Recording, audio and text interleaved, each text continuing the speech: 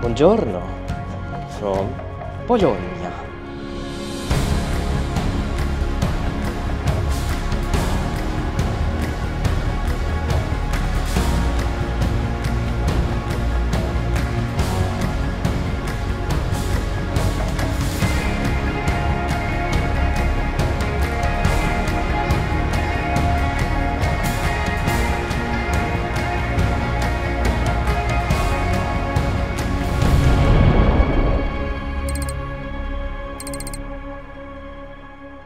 It's late November, the weather is amazing, sun is shining. It's a bit chilly, but really amazing weather.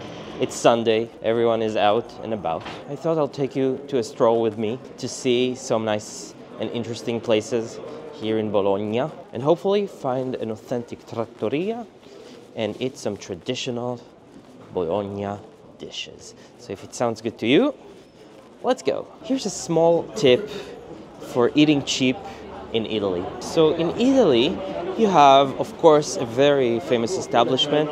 It's the bar, right? In the bar, you get coffee. In the bar, you get alcohol, you hang.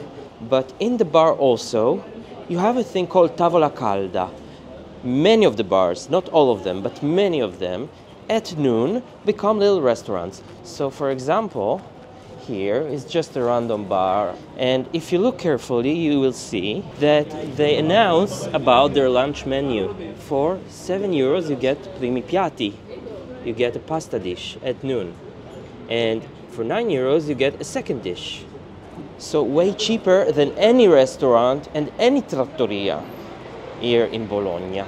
So if you really are on a budget in Italy, it doesn't matter if you're in Rome, in Bologna, in the south, in the north. Keep your eyes out for those bars or cafes and look for their tavola calda, their warm meal at noon. This is only at noontime, not for dinner. This is lunch. And of course, the food is usually very, very good in those places, usually. And you'll see many Italians eat there. Try to look for tavola calda. The weather is so nice right now in late November. The sky is blue and beautiful. The University of Bologna is one of the most ancient universities in the world, really, in Europe. Dates back, I think, to the year 1100 or even earlier. You will see a lot of students, a lot of young people, a lot of hipsters. What you see here, guys, is a fascist building. It's a fascist building from the times of Mussolini. Of course, big Italian cities are full of those fascist buildings. And more interestingly, here there is metal engraved art on the front of the building, depicting hard workers, miners. It's very impressive, and the building itself also very impressive. This facade, rounded facade, and those huge pillars in the base of the building. And of course, those pillars are a tribute to the traditional arches of Bologna. What the fascists did basically was taking inspiration from the traditional arches and the traditional streets covered with buildings, and making their own variation, which created those bigger than life, huge corridors, huge ceilings, and instead of the rounded look of the arches, you got a massive concrete look. One of the things they did was covering the canals. Bologna had a lot of canals, just like Venice. And in those construction works, they covered in concrete a lot of those canals, resulting in a real architectural tragedy, if you ask me at least. And the building itself, as you can see, is very impressive. And to walk under it, you feel the might of fascism, basically. The big state that controls every aspect of your life. Look at this entrance, guys. Look at this entrance door. Look at the power, the height, the size. To me, it's very, very impressive. One of the cool things about Bologna is that it's very central in Italy, in the northern central part of Italy. And it's very well connected. So it's so easy to travel from Bologna to Milan, to Florence, to Ravenna, to Modena, to Parma. All those amazing places are so easy to get to via train or even a Flixbus from Bologna because of its unique location on the map. Unfortunately, also in Bologna, vandalizers are polluting history, leaving their ugly graffiti all over those historic monuments, and it's a damn shame. It's a damn shame. You see it all around Italy. The municipalities, the police, they seem helpless. They are unable to battle this ugly phenomenon. Damn shame. Let me show you a very special place hidden in the center of Bologna.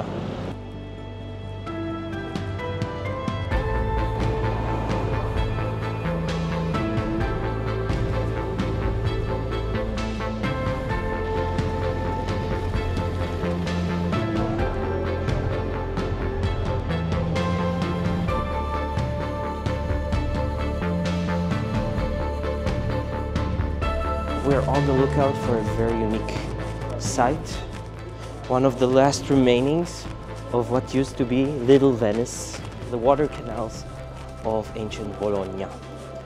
Only a few remain, and they're barely visible. You really need to know your way around the alleys of Bologna. This is the typical Saturday morning commotion in the main streets. It's almost lunchtime, so people already looking for a place to eat. Oh, scusa. People are already looking for a place to eat. This is real Bologna, right? Those little alleys. Okay, we reach Via Piera, and it is here that we will find what we were looking for. Take a sneak peek. Here it is. Little Venice. Right along the buildings hides this little stream. And it's so beautiful. And just imagine the city was literally filled with these canals. But throughout the years, unfortunately, they were covered in concrete. Here on the other side, there's a queue. What are they queuing for? I wonder. Ah, there's a window. Okay. There's a window to see the other side of the canal. I guess we have to queue also to take a peek through this little window. Almost there, guys.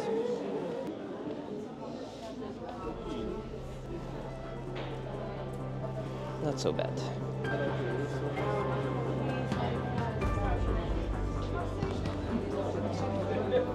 Wow. Che bello. Amazing.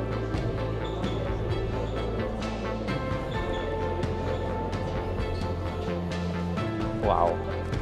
Absolutely beautiful. Beautiful little window. Okay. We saw a trattoria. Let's try and find it. Let's see if we get lucky. Salve. C'è un tavolo per uno? Non in questo momento mi dispiace. Okay, grazie. No luck.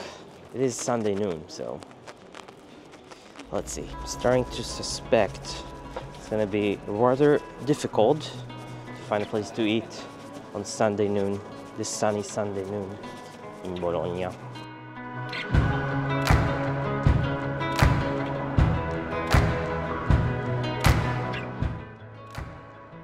So many people just for one trattoria, Osteria dell'Orsa.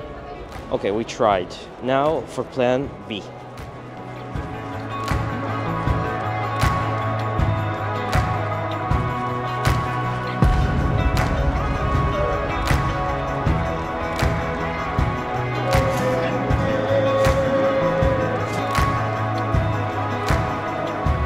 It's now almost 2 p.m. Soon, restaurants will stop serving lunch. So here's the strategy. I'm going away from the city center, less touristy area. And my hope is, by the time we get there, it'll be almost 2. So the first round of eaters will finish, get out of the osteria and make place for us. We're gonna have a true Bologna lunch. We're determined. They will not break us.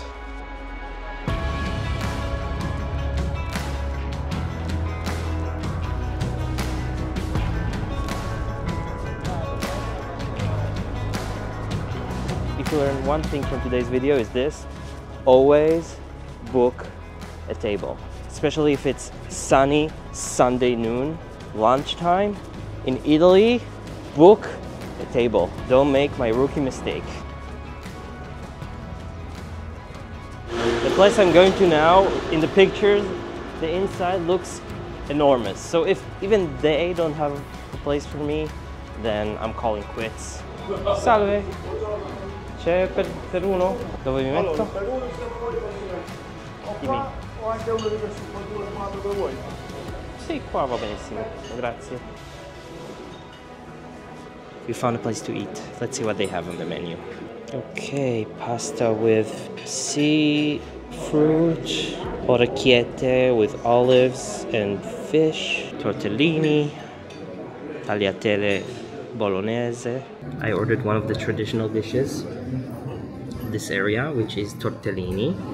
Those little pasta filled with prosciutto in a cream and cheese sauce.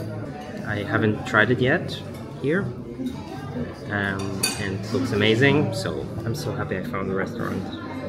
And look, there's plenty of place here because it's huge and it's very far from the center, so that's why.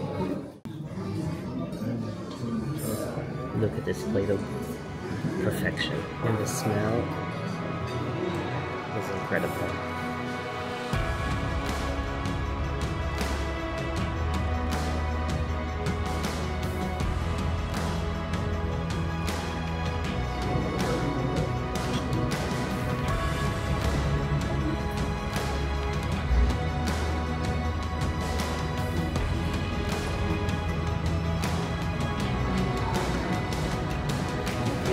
Wow, guys, it's amazing.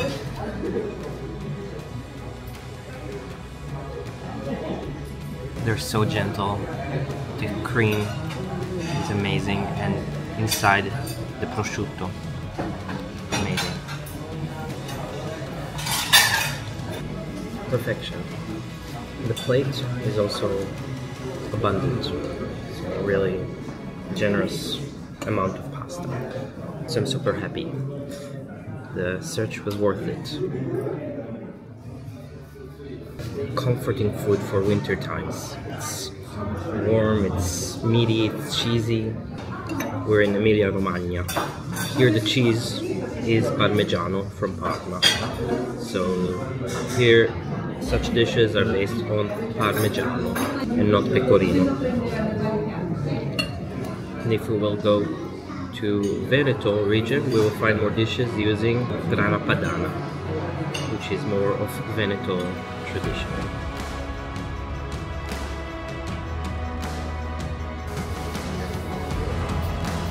Pizzeria Ristorante Marellura. That's the name of the place. Highly recommended place, very authentic. I will put links in the description below. Grazie mille. Ciao, ciao. Such nice people. Okay guys, I think this is it for today. Thank you so much for watching. I hope you enjoyed our little trip in Bologna. A lot of more adventures are coming up real soon. So see you guys at the next video. Ciao ciao!